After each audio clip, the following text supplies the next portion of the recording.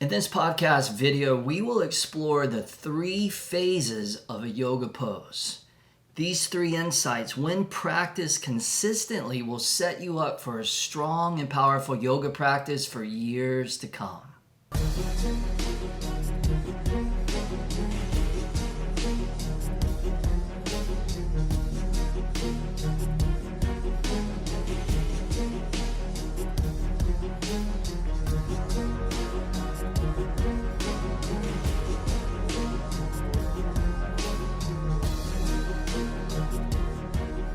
Welcome to episode number 52 of the Be Ultimate podcast. This is your host, Travis Elliott, and welcome back. And if you're new to the podcast, it's good to have you.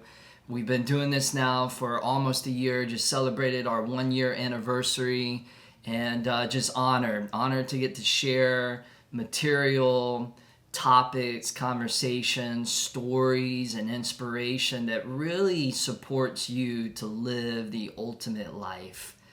Speaking of living the ultimate life, last week my baby daughter was born, Willa Ray. So me and my wife Lauren have just been soaking up every moment with Willa, just really living in the light of unconditional love.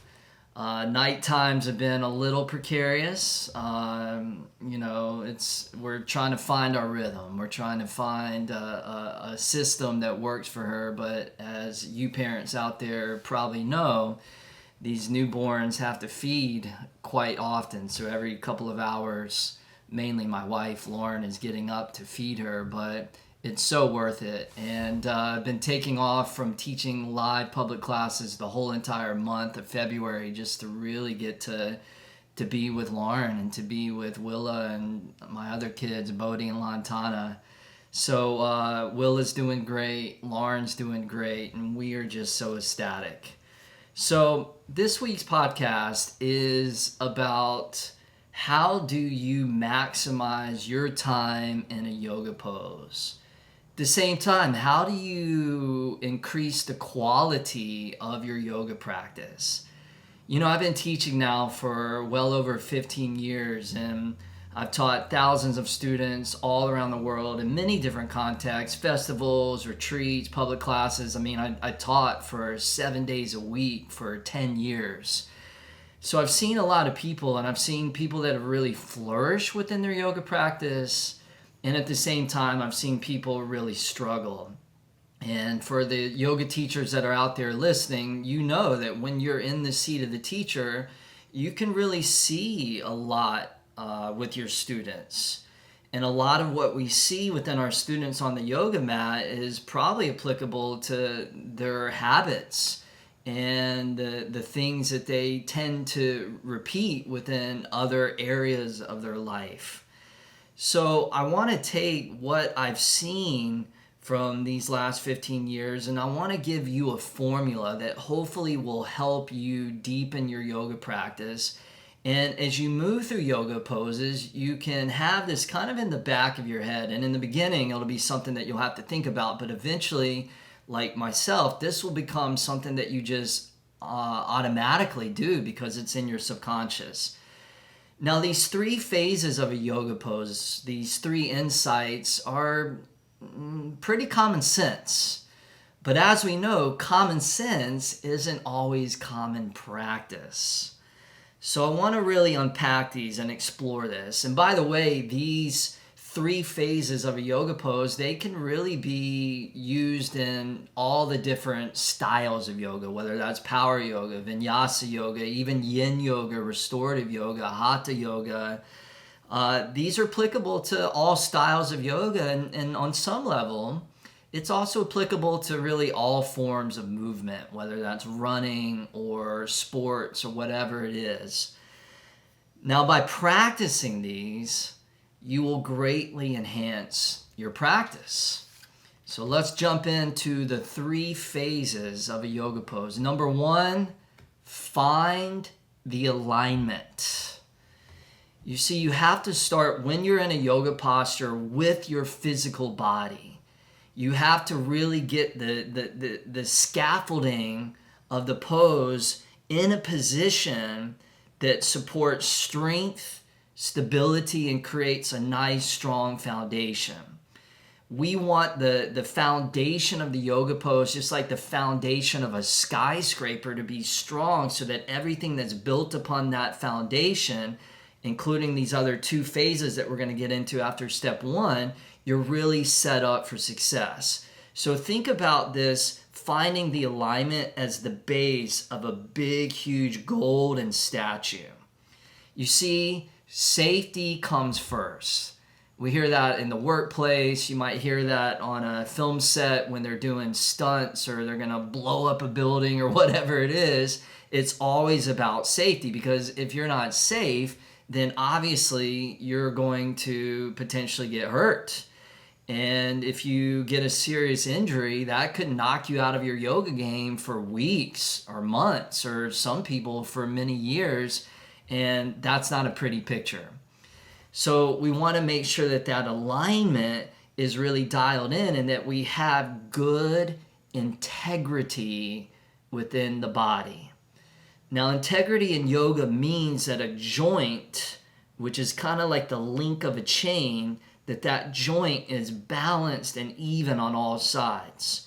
So when a joint is misaligned, then we start to create an imbalance in that joint.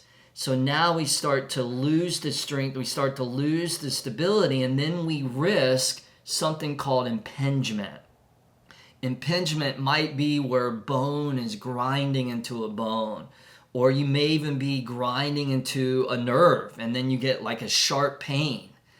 So when we have this impingement and we repeat that over and over again, then it's inevitable that that domino effect is going to inevitably lead to an injury. I want you to really think about, when you're doing your yoga poses, are your joints in that state of integrity? It should feel like your joints are open and balanced, that the muscles are properly engaged, that you're not collapsing into the joint, you're not sitting into the joint.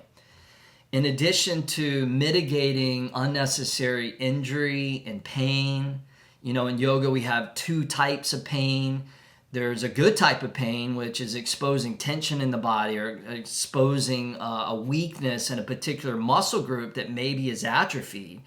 And when you get into a yoga pose that's utilizing muscles that you haven't worked, then that can be painful. When you're stretching a muscle that's gotten really stiff and really tight, maybe even really dried out and has become like leather and less like a sponge, that's going to be painful. So Yin Yoga, when you do these long, deep stretches, is often really challenging for people because their connective tissues and their deep fascial layer has withered up and there's been a lack of circulation. And as you expose that atrophy, it's uncomfortable. That's good pain. We want that kind of pain. What we want to avoid is the bad pain. And that's what I was talking about a little bit earlier. And that's that impingement. When you're pinching into a nerve, when you're collapsing into a joint. We never want that. So when a joint is balanced on all sides, and we have good alignment in our warrior one, our warrior two, our twisting triangle, whatever the pose is, we also get an even flow of energy moving through the body. See, when you get the misalignment within a certain area of the body, that's kind of like having a kink in a garden hose. So now the energy can't flow through, it gets backed up. When you have that good quality alignment, prana is able to flow through all the channels of the body in a way that's unrestricted. And when prana is flowing through all the channels, or what we call the nadis in yoga, when that energy is flowing through, now not only are we getting a good flow of blood, but we're also getting a good flow of subtle energy as well, which is the source of life force and vitality. So, it can be difficult to know, am I well aligned in a yoga pose, especially if we're newer to the practice. And this is why it's good to have a teacher, somebody who has a lot of experience within teaching good, solid alignment, because a lot of times we have blind spots within our yoga practice and we don't know. So you want to find a good teacher, and you want to really make sure that you are having integrity within the body. Now, if you haven't done a 200-hour yoga teacher training, I highly recommend it, even if you don't want to teach yoga, because when you go do a good quality teacher training, your teachers are going to dissect all the major yoga poses or yoga asanas, and you're going to know when you have good, solid alignment within all the poses, and then you're going to have that for the rest of your life. So doing a 200-hour training is an investment in time, energy, and money, but it's something that will pay off for the rest of your yoga career if you're passionate about it. Now, when you're looking for a teacher, you want to look for somebody who has the most amount of experience as possible. I love Instagram. I love social media. It's a great way for us to connect. It's a great way for us to get our message out. But you do have to be careful that Instagram has kind of changed the game, in the sense that when it came along, there were teachers that had barely been teaching 1 year or even 2 years, but they skyrocketed within their Instagram platform, became Insta famous. And because they became Insta famous, they started getting invited to yoga studios and yoga festivals all around the world, because they have a huge following, but not necessarily a breadth of experience. You see, a newer teacher isn't going to know that if you do a certain sequence in the wrong way, or you transition in an improper way, that down the road can lead to an injury. It's a little bit like in the pharmaceutical industry when they come out with a drug and it hasn't been tested for years and years. You know, maybe the drug seems like it works really, really well for a year or 2 years, but what happens at the 5-year mark and the 10-year mark and the 15-year mark? That's where we really want to make sure that something is safe. So a teacher that's been teaching many, many years is going to know what works, an accumulation of many, many years. Now, that's not to say that every teacher that's been teaching 10 years or 15 years is necessarily better than a teacher that's been teaching 5 years. There's people that have been teaching 5 years, but they did a really awesome teacher training, and they are very committed to their practice, and they teach 3 classes a day, year after year after year. So they've accrued a lot of experience, but just something to consider when you're looking for a teacher. Now, let's move to step number 2. So the second phase of the yoga pose, you have your good solid alignment, your body's safe, the energy is flowing properly. Number 2, you're going to come back to your breath. At the beginning of a yoga practice, you should never move on from that opening pose, whether that's child's pose or mountain pose or some sort of resting, reclining pose or a seated pose. You never, ever want to move on from that opening posture until you establish the breath, where the breath is steady, the breath is rhythmic, the breath is deep. In our society, we just aren't taught to breathe properly. We're not learning in schools how to breathe, but your breath is everything. Your breath is your energy. Your breath is your life force. It affects all of your systems in your body. It affects your mind state. It affects your heart state. So the fact that we're not trained how to breathe properly means that when you're practicing yoga, you're going to notice time after time after time that you've lost your breath, and that you're not alone, that's actually very normal. So when you're thinking about doing your alignment, you're focusing on really getting your body in that proper position. Because your focus has gone there, it may have left your breath. So now you come back to that recommitment of breathing deep and breathing rhythmically.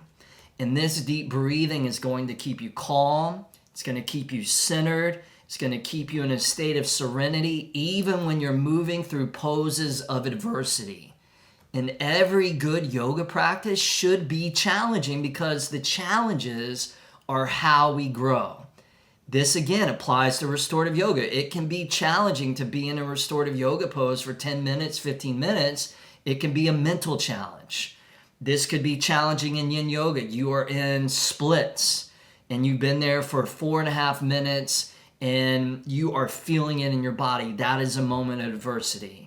This can apply to power yoga. You are moving through a sequence that's strong, it's intense, and you are just going. And what do you need to do? You need to breathe properly. You need to maintain your serenity in those moments of intensity. How do you do that? You do it by breathing. You shape the breath to shape the mind. Your breath is there to serve you in two main ways. Number one, it's your fuel supply. Your breath is what gives you energy. It's what gives you mojo. Even if you're doing a Yin Yoga pose, you may not be breathing heavily like you are in a power yoga practice, but your breath is still there on a subtle level, moving in and out through the body, taking you through this journey of your practice. If you're in a power yoga practice, the stronger the pose, the more breath that you need moving in and out through your nose. So your breath should be like a mirror. Your breath should be reflective of the intensity of what you're moving through. You're moving through something really strong, breathe more. You're moving through something more gentle, more mellow, then breathe more mellow. Let your breath adapt and adjust to the experience of what you're encountering moment to moment to moment to moment. The second main function of the breath is that it is there to anchor your mind. Yoga is equally a mental practice as it is a physical practice. And when you're moving through your practice, there are those moments where your mind leaves your yoga practice. And if your mind leaves your yoga practice, then you're now detracting from the power and the potency of what's possible, because where the energy goes and where the mind goes is where the energy flows. So as much as possible, we want our mind and we want our focus to be dialed in our yoga practice. When we're doing yoga, we should be focusing on yoga, not work, not family, not errands, not worries, not regrets. We should be present. We should be anchored into the present moment experience, because the essence of yoga is about awareness. It's about presence. And when you bring presence to something that is ordinary, it becomes extraordinary. Presence, awareness is the X factor. Okay, number 3, the third phase. After you've dialed in your alignment, after you've recommitted back to your breath, number 3, you're going to let go and let be. Let go and let be. You see, this last stage is where the real yoga begins, because the yoga is not the yoga posture. It's not the yoga pose. Again, the real yoga is a quality inside of your mind. That quality is the awareness, is the presence. So you want to get to this place where there's nowhere to get to. There's nothing to do.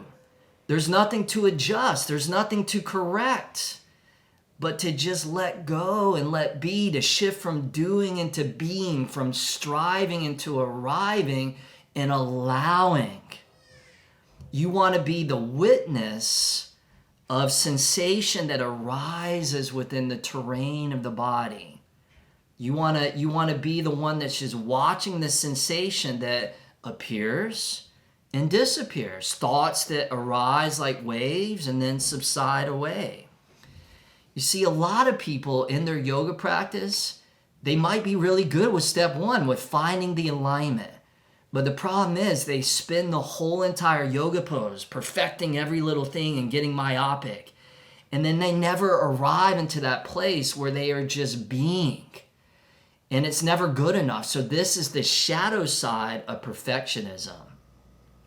This last phase really demands wisdom, the wisdom of saying, all right, I've done my best within the alignment. I've come back to my breath. Now I have to let all of that go. In the same way that a musician practices their scales over and over and over again, and then they go to the concert and they have to get out of the way of themselves and just trust that it's there, trust that the practice is there, to trust that the beauty is going to show up, that the talents are going to allow themselves to flourish. We also have to grant ourselves permission to surrender, to let this intelligence that exists within our body, to do what it knows how to do. And not just the intelligence within the body, but also the built-in intelligence and wisdom and power that exists within this great modality of yoga to do what it knows how to do. If we're in too much control and needing to fix and adjust and perfect, and we're in our head the whole entire time, then we're never allowing ourselves to open up, to move from the small self to the big self, to get out of the way of our ego and our identity, to allow grace to enter into our body, to enter into our experience. And after teaching all these years, I've seen it over and over. I've seen yogis come in and they, from the outside perspective, look like they're doing the yoga pose just like you would see on the cover of a yoga magazine. It looks beautiful. It looks perfect. But what are they doing while they're in the yoga pose? Their ego's proud that they look so good and that they're the best yogi in the room. Or even worse, they're looking at their watch to see what time it is. Or they're looking around the room and they're judging what other people are doing, that they feel superior to what other people are doing. Or they're anticipating what the yoga instructor is going to say next. They're anticipating what pose is coming next. If you're anticipating what posture is coming next, are you present? No. You're existing in a future place. So you're not practicing yoga. It may look like the shell of your yoga practice is perfect, but when we understand what yoga is on a deeper level, you're actually not even moving towards this trajectory of intermediate or advanced yoga. The advanced yoga is all within your mind. It's all within your heart. Do we need safe alignment? Yes, that's step one. Do we need to breathe? Yes, that's step two. But that's not the end of the story. The end of the story is that eventually you want to get to that place where we let go and we let be. And when we get out of the way of ourselves, this intelligence that's built into who we are in the deepest of levels can fully be expressed. Patanjali, the great yoga sage, defined yoga as yoga chitta vritti nirodha. And what that means is yoga is the removal of the waves inside of the mind. When your mind becomes still, when your mind becomes placid and serene, that's yoga. But when your mind has all these waves that are kicked up by the ego, these waves that are kicked up by grasping, these waves that are kicked up by pulling and pushing, we want to transcend the push and the pull. What is the push and the pull? Well, the push is we're in a yoga pose and we don't want to be there, so we resist it. We want to push it away. That's the push. And then when we're in a pose that we love, we rock this pose, we feel good in this pose comes easy, we pull the pose to us, and then we want to hold on. We're like a child holding on to their blanket or a toddler holding on to their toy. We don't want to let go of the pose because we're scared of moving into a pose that's going to challenge us. That's the push and the pull. Now, of course, that's applicable in your life as well. And anytime you're moving through your life, notice when the push and the pull shows up, because when the push and the pull shows up, guess what that leads to? It leads to unhappiness. It leads to suffering. And the more that you can transcend the push and the pull in your yoga practice in your life, the happier and the more joy you will experience. So I want you to put this into action. The next time that you go to practice yoga, Incorporate these 3 phases. Number 1, focus on the alignment. Number 2, come back to that deep breathing, or if you're doing a yin pose or a restorative pose, you may not be breathing deep, but you can still use your breath as an anchor for your mind. You want to get your mind one point in what we call ekagrata. And then that last 3rd phase, let go, let be. And when you let go, let be, it should feel good. It should feel like a weight has been lifted off your shoulders, because you're no longer needing to get somewhere other than where you are. As Eckhart Tolle says, stress is when you are here, but you want to be there. We want to minimize that unnecessary stress, and we want to be where we are and not need to be somewhere else, to not get something or achieve something, but to just be grateful, to be content, to be satisfied for where we are, even if where we are is challenging and intense. So enjoy that last 3rd phase. Let go, let be, and feel spacious within your body, feel spacious within your mind. Thank you guys so much for tuning in to this week's podcast. If you enjoy this material, please share it. Share it with your community. Thank you for leaving a review on Apple Podcasts. Thank you for just supporting us. I have a retreat coming up March 13th through the 15th at the 1440 Multiversity in Scotts Valley, California. Feel free to go to my website, traviselliott.com, for more information. Would love to celebrate moving into a new season with you. We'll be doing 4 epic masterclasses over the weekend. It's in the Redwood Forest. We're going to be doing thematic power yoga, Yin Yoga, great food, outdoor spa, rest, relaxing, sweaty, soulful yoga. Will be phenomenal. All right, let's finish now with the ultimate prayer.